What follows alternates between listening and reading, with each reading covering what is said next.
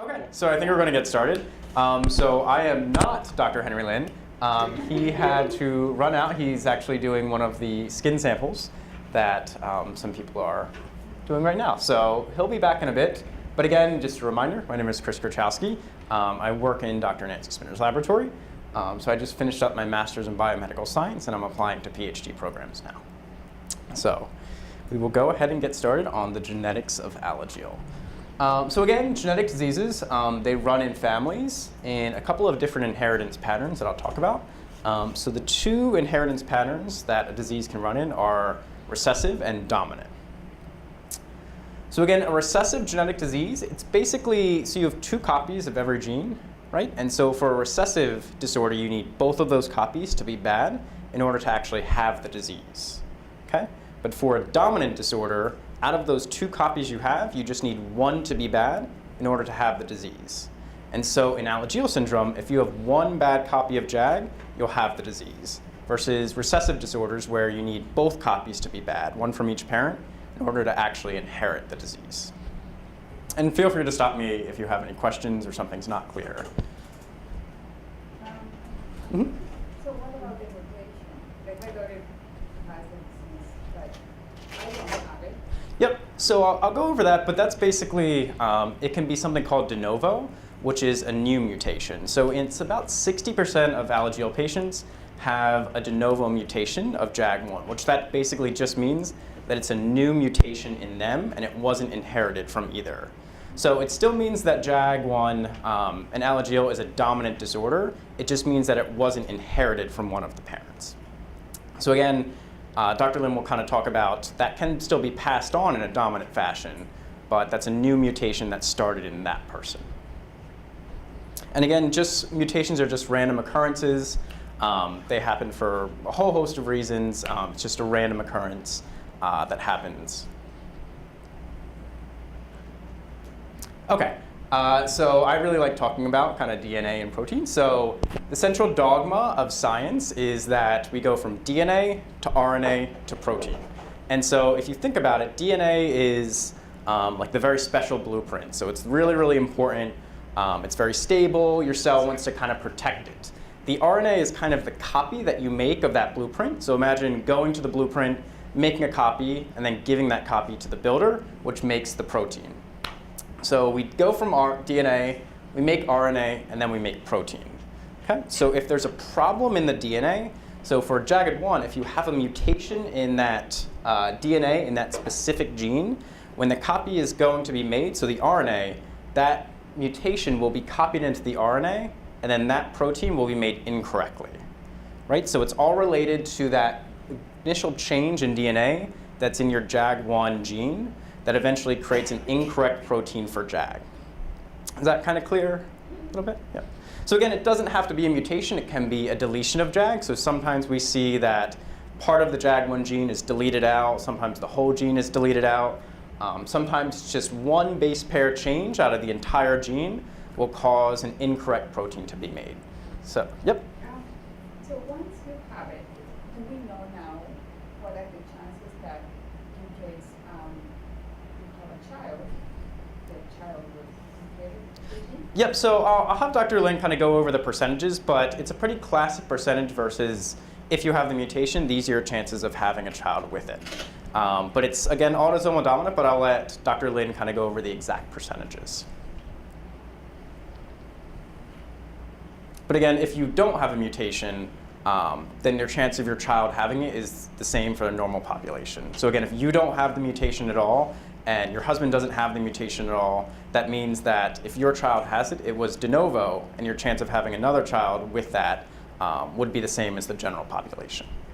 For the parents of the child? For the parents.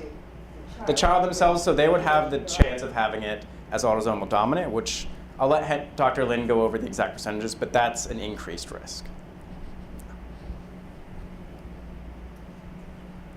Okay, so your genetic code. So a codon is basically made up of 3 base pairs.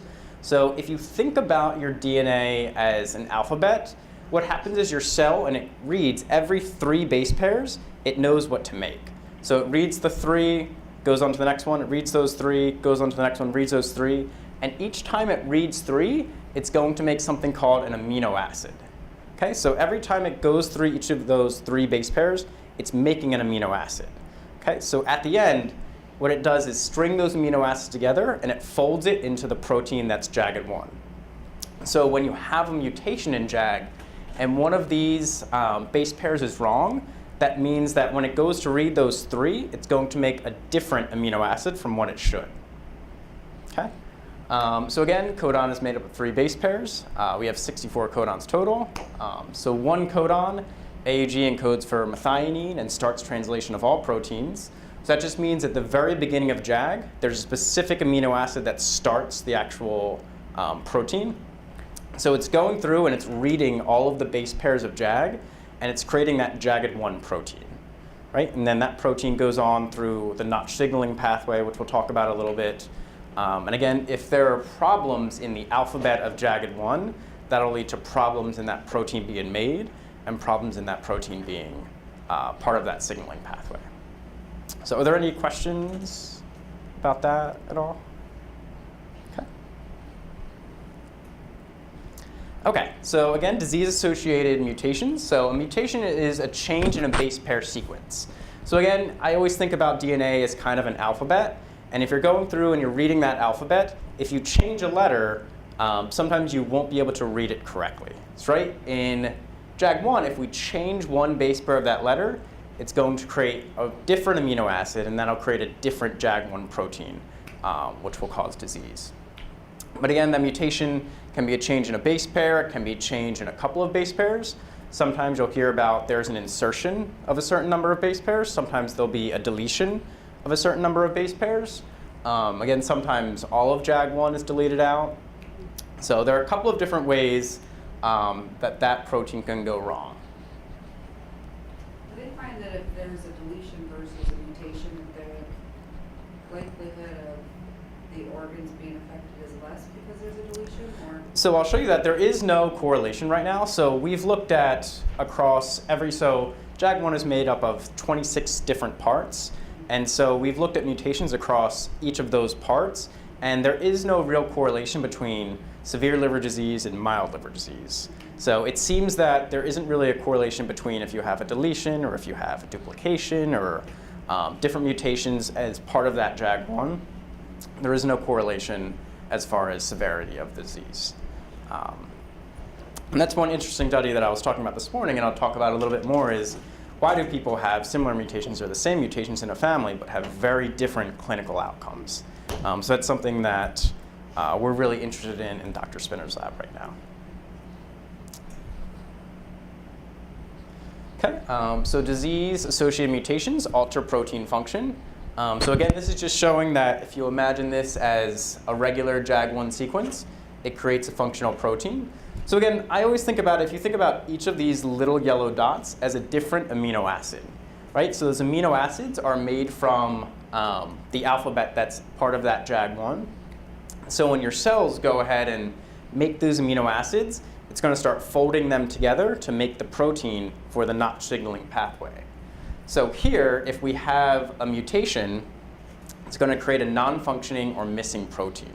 So if we say this amino acid changes, that might affect how that protein folds, and it won't act correctly in the cell. So again, since JAG1 is autosomal dominant, you need 2 copies to work correctly. So if one copy creates an incorrect protein, that's not enough, and you have the disease. Is that kind of clear? Okay, just again, feel free to stop me if everything is not. Okay, so there have been a lot of advances in genetics and genomics over the time. Again, I was born in 1989, so. What? No. But I was just making the point that in 1990, that was the start of the Human Genome Project, which was to sequence 1 human genome. So before that, there were kind of slow and steady progresses in genetics. In 1990, we said we need to know the full alphabet of 1 human being.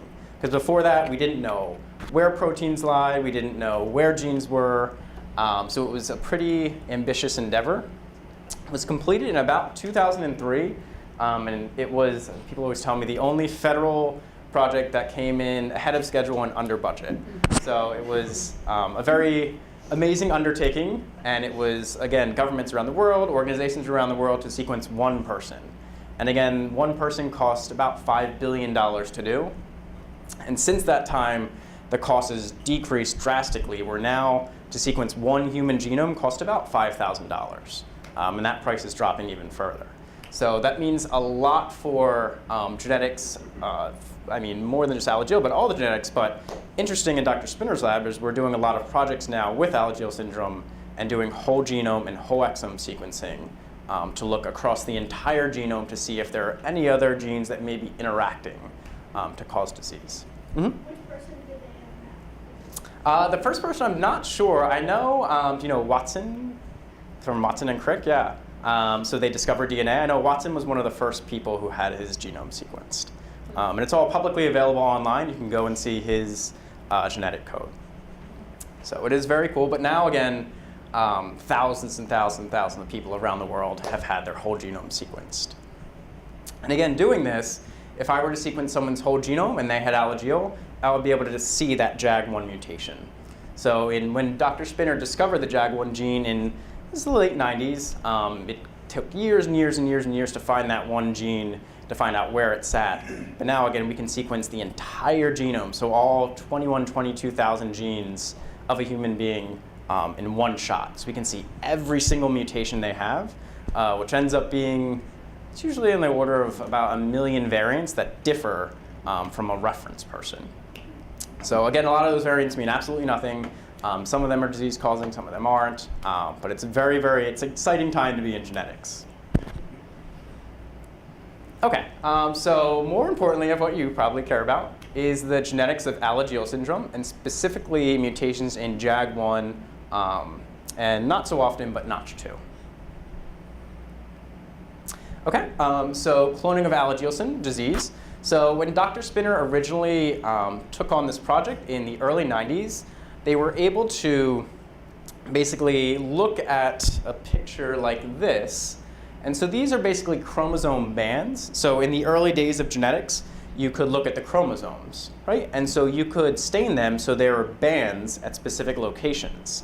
And so for a patient that was clinically looked just like Alagille syndrome, before we knew that it was caused by JAG1, they could see that there was a break in the 20th chromosome, right? So it took years and years and years, but they were able to find that, map that region, and they were able to discover that that break occurred in the gene JAG1. So that's kind of how they discovered that that was the gene that was in Alagille syndrome. So that was the very early days. But again, then through years and years of research, we were able to better understand that JAG1 is part of the Notch signaling pathway. And so that's kind of what Dr. Piccoli was talking about a little bit earlier. But it basically, if you imagine it, it allows cells to talk to each other, it allows cells to direct to do certain things. So I know that's kind of very science heavy, but any general questions so far? Mm-hmm. Where do these cells specifically those two? So these two cells, imagine them as any cells in the body. So remember Dr. Piccoli was showing yesterday that JAG1 is expressed in a lot of different parts of the body, right? Because all of your cells need to talk to each other. They all need to be able to interact. And so it's really, really important. And if you think about it, if you have problems in that interaction, it'll probably affect more than just one body system, right? And so that's kind of what we see is it affects multiple body systems because we're affecting multiple areas of the body. Okay. So again, this was AGS family 1. So this was the very first family that Dr. Spinner was able to go through. And so SSCP, that was the old way to kind of look at sequencing. It took a lot longer to sequence one gene through that method. And I was maybe 5 years old when they were doing this method. So thankfully, we went down to this. So this is called Sanger sequencing. And again, this is, imagine it as the gold standard of sequencing. And it allows us to rapidly visually see what specific mutations are caused. But Dr. Lin is back, so I will pass it off to him. Oh, thank you. I'm not a doctor yet, so. Once again, you get to talk about liver, right? Yes, absolutely. Well, I'm sure Chris is doing a phenomenal job. Yes. Yes. And in fact, I think Chris should just continue with it. So let's see. So Sanger sequencing. So here we're talking a little bit about the question is what we're doing is once we identify a mutation, the question is, okay, well, great, now we have this mutation, now what? You know, what's the effect of the mutation on a protein? And I think Chris earlier talked about how we go from a gene, right, to you go from the gene and it codes for a protein and you form this protein, and in this case it's jagged one. And a protein is interesting. It has actually almost like a three-dimensional, four-dimensional structure, if you will, and it depends on, you know, how does it fold upon each other. And it has to fold in a specific way in that even if you just misfold one little piece, it could potentially totally change the function of the gene. And so what happens sometimes is that you get these mutations in which, you know, the question is what's the effect of the JAG1 mutation or deletion? You know, obviously if you have deletion, you make no protein. But if you have a mutation, the question is well, does it make the full protein just as it does, but then does it just fold, does it fold somehow differently? Or does it make just part of the protein and then that changes the shape of it? Or does it make the whole protein, does it fold the appropriate way, but then once the protein is made inside the cell, it actually has to move out of the cell onto the cell surface to be able to signal. And sometimes in that process of moving out of the cell to the cell surface, it doesn't attach to the cell surface just right. And so there's a lot of steps along the ways in which you know, there could be challenges with how that protein makes it out, basically. And so here's one sample of saying, you know, if in the absence of a deletion, then in this case we're saying, well, we have a deletion of one or two base pairs. So the way we read that, it's the effects of, you know, the deletion is two base pairs, A and G, and then what happens? What actually happens is if you think about it as, you know, one long chain, if you take two links out of the chain, everything else has to move up. And so if everything else moves up, it kind of shifts how you read it. Because remember how Chris was saying, you know, every three codons, every three base pairs, you're reading it, and it kind of is a code that tells you it's this amino acid or that amino acid. So essentially, if you're missing two of them, the whole thing shifts, and all of a sudden, what happens in this case is that with this two base pair deletion, it actually shifts everything and it turns into a coding, and we say frames, it's a coding frame shift leading to a stop codon. And so the stop codon basically says, oh, I'm no longer making any more protein, and this is the end of the length of the protein right there. And so as you can tell, instead of going all the way through and copying the entire protein, you basically cut it off, you know, right close to the beginning. And so that's what we mean by it's a truncated protein. It's, you know, it's not as long as what we would expect. So there's a lot of different mutations, and this is just a graphic showing the different types of mutations, where they're located. And, you know, the mutations can be located on any part of the jagged1 gene. So they can be located in the, anywhere along the lines. And what we found is that there's not really a good explanation to say, you know, if your mutations are located in one area versus another, does that predict disease severity? Does it predict what type of, what organ systems could be involved? We don't know any of that. What we actually know is that it's a hodgepodge, and we see mutations of every sort all throughout the entire gene.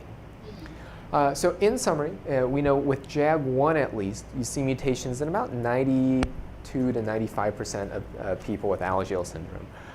Of the people with JAG1 mutations, we found that about 40% of them are inherited, which means the other 60% just happen just because. So it's a new mutation, and so it's something what we call a Denovo mutation. So if we assume that there's 95% of people with a JAG1 mutation, the question is, well, what about the other 5%? Where's that from? And number one. And then number two, clearly, because there's all different types of JAG1 mutations, well then, is there something else that leads to this variable expressivity? The reason why people with Alagille, not everyone follows the same clinical path. People still look a little different. We have different organ systems of involvement. So showed a little bit of this in the previous talks, but basically showing that when we look at, the question was, well, if JAG1 accounts for 5% of it, what other genes would there be that could be involved in Alagille syndrome? And so we looked at other genes in the Notch signaling pathway.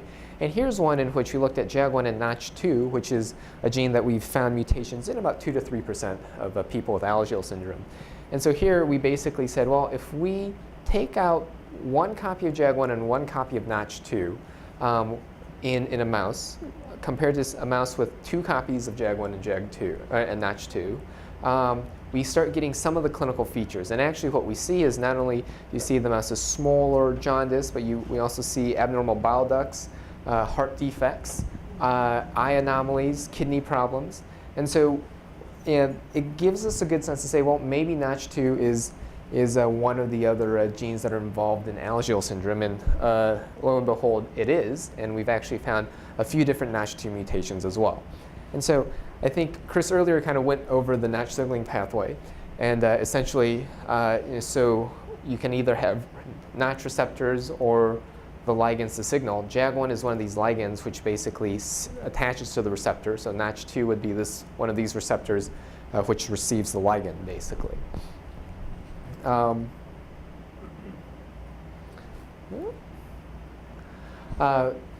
So now that we know it's JAG1 and Notch2, the question is, okay, well, that's great. Well, what can we do about this? What are the genetic studies we can use with this? And so before we get there, I always like to visualize this a little bit because I think we spent the first half of this talk talking about these little DNA base pairs and they code for these proteins. And when I try to put it all together, there's still all these tiny microscopic things. And so what does this look like in real life? Well, of course, this is still a microscope, believe it or not. But these are your chromosomes. And so you have 46 chromosomes, or 23 pairs of them. And so JAG1 is on chromosome number 20. And so you have 2 pairs of 20. And so what this is this is using a technology called fluorescent in situ hybridization, which is a way for us to really label the chromosomes to see them. And so what we've done here is to say, well, we can look for ways, but basically by here, the red, we can use red to basically tag to say, can we look for copies of chromosome 20, basically. And then you'll see 2 red dots here and 2 red dots there because we probe for an area on chromosome 20 so that both of them show up. And so you basically should have 2 dots per chromosome. And so you see 2 dots here, 2 dots here. So for a way for us to say, well, how can we tell if you have a JAG1 deletion? We can actually probe for the JAG1 mutation itself, or the JAG1 gene itself. And so JAG1 typically shows up as green in this scenario. And so again, you have 2 copies, 1, 2, 1, 2, as well. And I think I actually just reversed that. So sorry, red is JAG1, green is for chromosome 20. So here we're just showing one of where we just tagged JAG1 only. But here you can notice here's a chromosome with chromosome 20 with JAG1, and here's a chromosome 20 without JAG1. And so what that tells us is what's very interesting in this case is that clearly you have one of the copies of JAG1 is totally deleted, and so that's why it's not showing up for us. And so that's one way for us. Another way for us to kind of put it together to say, well, we know you have a mutation. What does it look like on a little bit bigger level? And that's what the chromosomes look like. To add a degree of difficulty to it, this is that same thing where now the probe colors always change. But here red is for chromosome 20, green is for JAG1. Again, you see here's a chromosome without JAG1, here's a chromosome with JAG1. And we actually have some people who also have just some of the cells have JAG1 deleted and others do not. And so that's actually very interesting for us because one of the biggest challenges, even though we talk about the animal models being able to model for diseases, is that in animal models the only one, if we go back to see what's been the most successful at kind of making mice look like they have Alagille syndrome, is that we actually had to knock out 1 copy of JAG1 and 1 copy of Notch2, but that never happens in real life. Because you either have a JAG1 mutation or you have a Notch2 mutation, but you don't have both, basically. And so even though we can make mice that kind of looks like they have Alagille syndrome, that it's not what happens for us, and so it's not a great model for us to study. Well, what are the effects of an actual true live JAG1 mutation? So here, in this case, this is we have great opportunities to study this because we can actually take fibroblasts or the skin samples, so the same studies that we've been recruiting for other studies in terms of getting skin samples, we can actually then separate the cells based off of do they have a JAG1 deletion or do they not have a JAG1 deletion. And if you separate them out, you can actually grow skin cells and almost essentially have two different cell lines, like a cell line that basically is totally normal without a JAG1 deletion, and one in which you have the JAG1 deletion only. And it's actually pretty interesting for us because what that allows us to do is to really finally to start to study what's the effect of JAG1, a JAG1 mutation. And so what we've done is we've actually taken those cells and created stem cells from them. And then from stem cells, the technology is actually pretty impressive. What you can do is you can take the stem cells, and so stem cells are kind of like the precursor cells that allow you to differentiate into any type of cell in the body. So including, right now they're pretty good at making actually neurons or brain cells. They've actually made cardiac cells as well, so it's pretty amazing. You actually see these little cells kind of beat under the microscope. I know we talked about liver, and unfortunately this is one area where we lag behind. We're not too good at making liver cells just yet, but we can actually make precursor cells to the liver cells. And so now for the first time we actually have a good model to really start studying to say, well, how did these liver cells or how did these heart cells, how do they develop differently if they have a JAG1 deletion versus they don't? Because we have this great model where you can compare the cell types one-to-one. And so that's what a lot of our collaborators are working on, both in Philadelphia as well as in Toronto. That's a lot of exciting, very exciting for us. And so hopefully in a couple years we'll have some more updates on that. Here just says, again, JAG1 is the red probe. So if you look at this copy right here, again, 2 greens signaling chromosome 20s, so 2 chromosome 20s, but just 1 red. So again, that's a JAG1 deletion. So in summary, how much do we know now? Well, again, 95% of mutations are in JAG1, about 1 to 2% in Notch2, but then that still leaves us with about 2 to 3% of people in which we think that we have clinical features of Alagille syndrome. Maybe we even have some paucity on the liver biopsy, but we just can't find the mutation.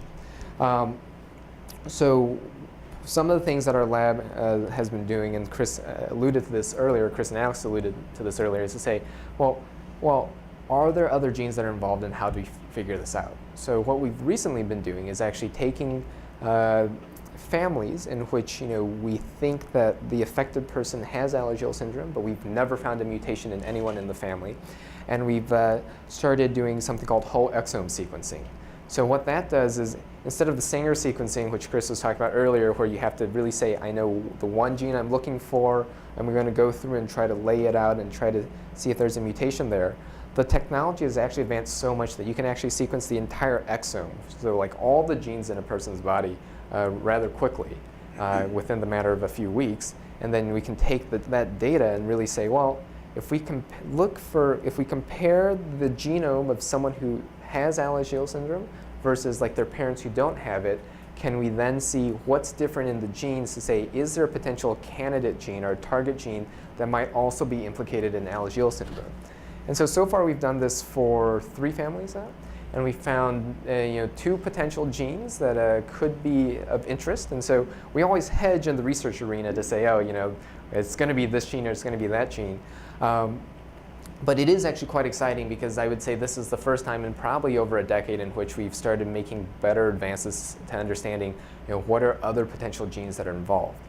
So the idea behind this is to say, once we identify these genes, we can go back to those families in which we haven't found a mutation in to say, well, can we look for, should we sequence that specific gene, those genes that we found to say, could these genes be involved? The other thing we can do is actually to also look for this gene in people who have a known JAG1 mutation to say, well, if this gene isn't directly causing, if a mutation in this gene isn't directly causing Alagille syndrome, maybe it can be a modifier that kind of affects some of the genetic features as well, or some of the clinical features. So that's a lot of the work that we're doing from a genetic standpoint.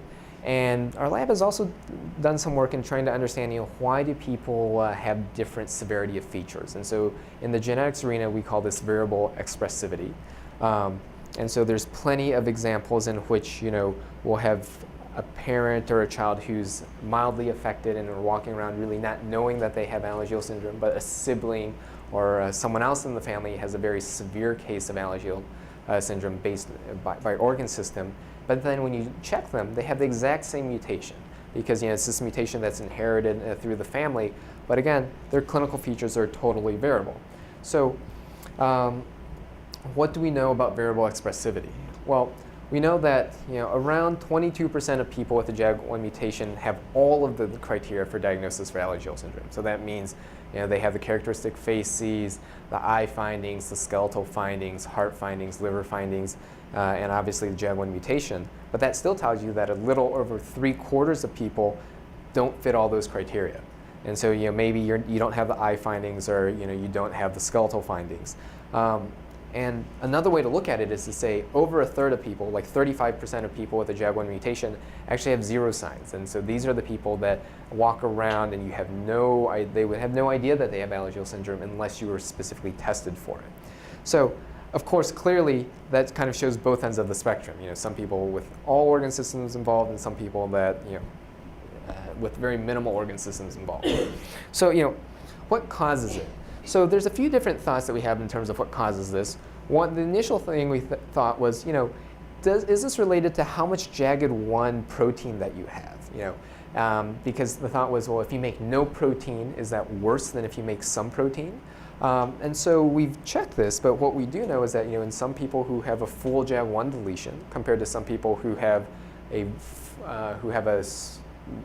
missense mutation in JAG1 and they make protein, there's no rhyme or reason to the severity of their features. I mean, you could have a full JAG1 deletion and have almost no clinical symptoms, and you can have just a very 1-point mutation and you could have all the symptoms. So that's why we don't think it's really related to the absolute concentration of JAG1.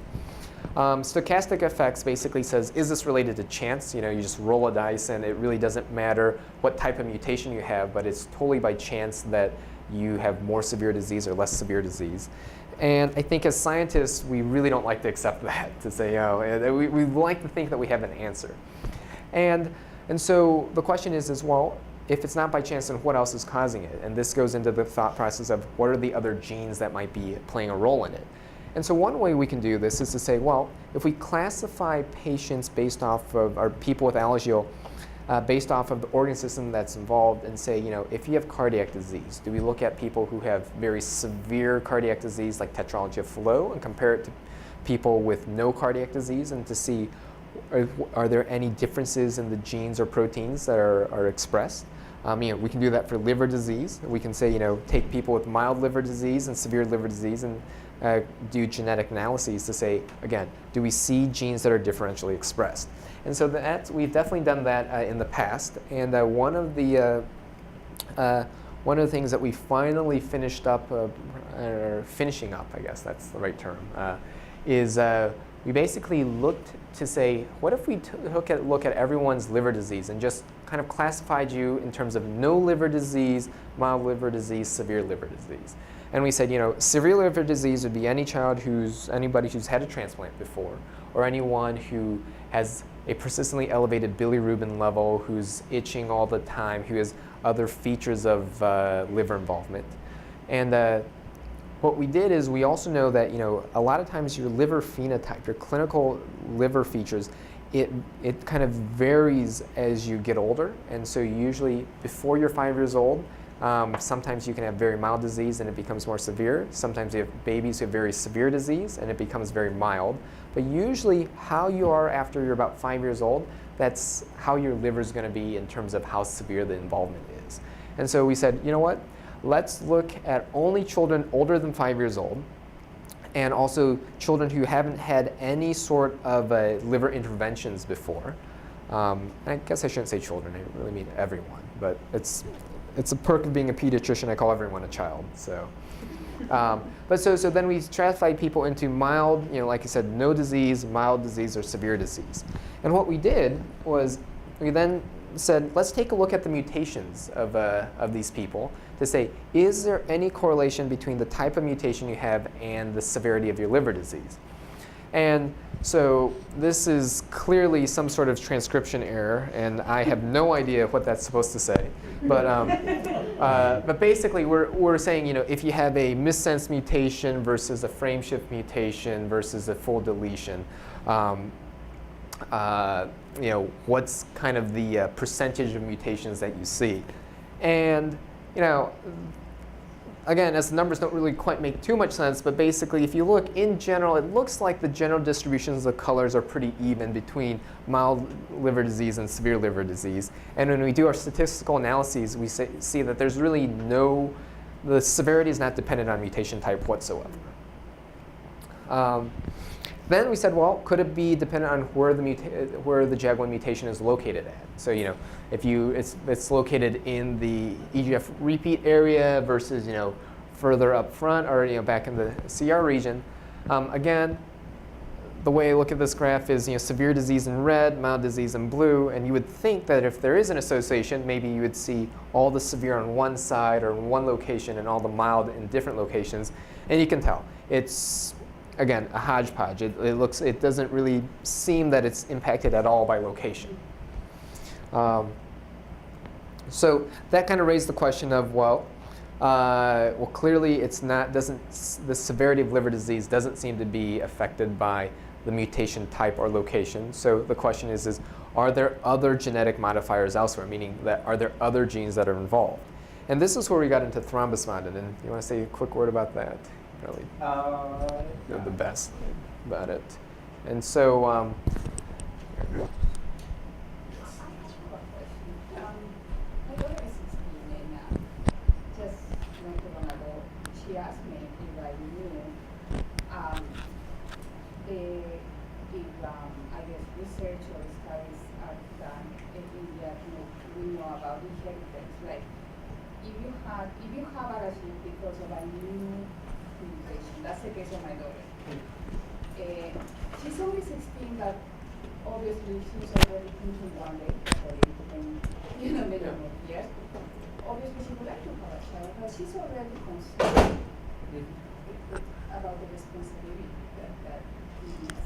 So I didn't really how much they have. I would like to know how much do we know right now in terms of inheritance? So that's a great question. The question is, what's the probability, I guess, of passing along a mutation?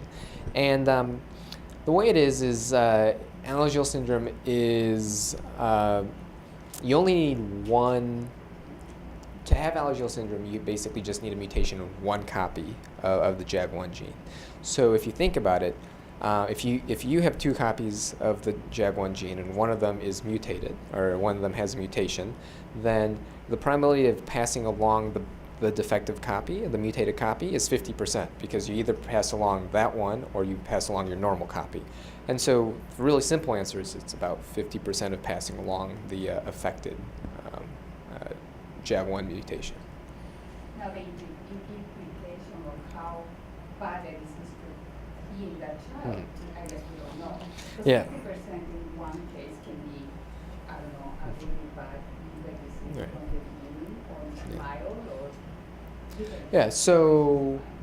So all the 50% tells us is that you have 50% chance of passing along a normal JAG1 gene or a JAG1 mutation, assuming that there's a JAG1 mutation.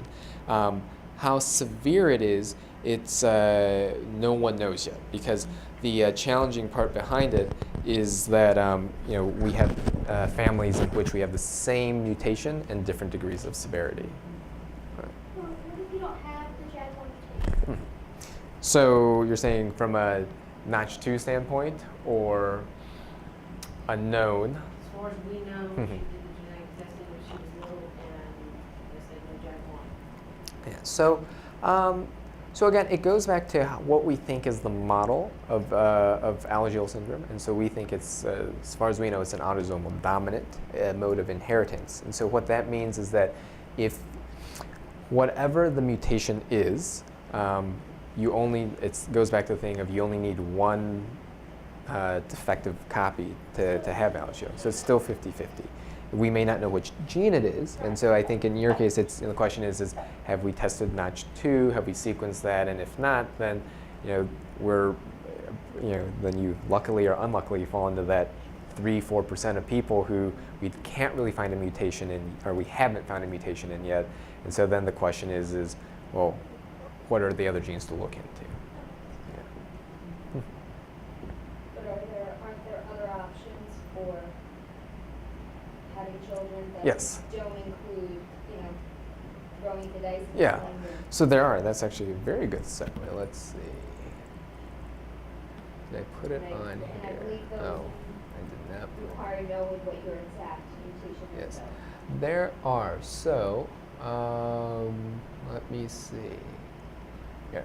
This might be the best way to do it here. So, family planning scenario. So, assuming that, the assumption is that if only one of us, one parent carries the mutation, then the question is what's the risk of the affected child having being affected? And so, like we already said, this risk is as high as 50% because you only have two genes. And in this scenario, I put abortion as not an option for family reasons. So your options are, one, like we said, you can roll the dice without intervention, taking the odds. Or you can also do pre-implantation genetic diagnoses. So basically what that means is that if we know what your mutation is, we can actually, in vitro, or in vivo, when you take a look at the embryo, you can actually sample the DNA from the embryo and actually then test the DNA of the embryo for that specific mutation. And so the way I think about this is, when in pregnancy, around like 9 to 12 weeks, they do the CVS sampling. And so this might be a little bit later, but this is probably the best way to kind of think about this, is that what they do in that CVS sampling is, they're taking a little bit of they go through the umbilical cord, they actually take a little bit of fetal blood, and they say, let me look at the DNA of the fetus to look for main genetic disorders. So if you have a trisomy, so a third copy of a chromosome, any other chromosomal disorders, and they can actually sample the DNA that way. And so essentially, we could do the same thing, only you take a little sample of the DNA from the embryo and to really sequence and look for that mutation. And so it's actually pretty impressive. You actually take one cell from the embryo and you actually remove it and test it for the mutation. And then if the embryo is negative, you can actually re-implant it back into mom. And then it's essentially think of it as a more directed way to do in vitro fertilization. To say you've fertilized the egg, you test the egg, and then if it's not carrying the mutation, you put it back in. And it's done in around 7 days. Yeah, 7 days. And so this is kind of what it looks like under the microscope. So you really need to have very steady hands to do this. So here's the embryo. You actually kind of suck up just one tiny cell here, and then we take that, check the DNA, and then process the DNA and then check it for that specific mutation. And that's how we make the decision. Yes? Is there a chance that all of the cells have the mutation? Yeah, so at this stage, so the reason why we're talking about doing it early at like 7 days is because, so in theory, what happens is that everybody begins from one tiny little cell. So here, if you look at it, this probably has 8 cells, right? Yeah. I meant For- embryos. I meant embryos. Oh, yeah. All the embryos Yeah. have- So that question is still a 50-50 shot then. So could it be? Yeah, it depends on how lucky or unlucky you are, right? So like you could have, it could be like every single time you have you check the embryo, if they have the mutation, then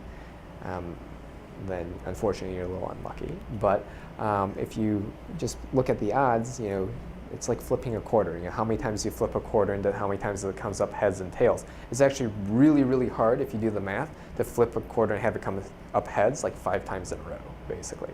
And so, again, you're still leaving a little bit up to chance, but it really narrows down the odds from that perspective.